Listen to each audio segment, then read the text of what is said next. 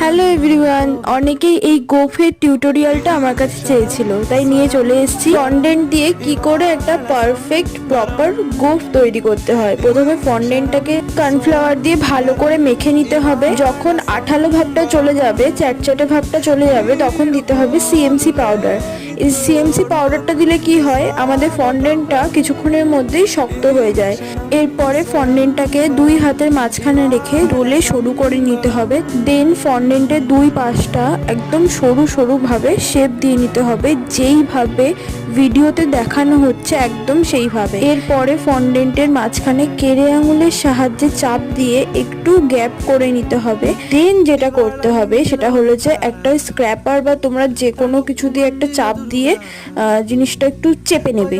দুই পাশে একটু শেপ দিয়ে নিলেই রেডি আমাদের গোফ। যদি তোমাদের ভিডিওটা ভালো লেগে থাকে তাহলে অবশ্যই like, comment, share and subscribe.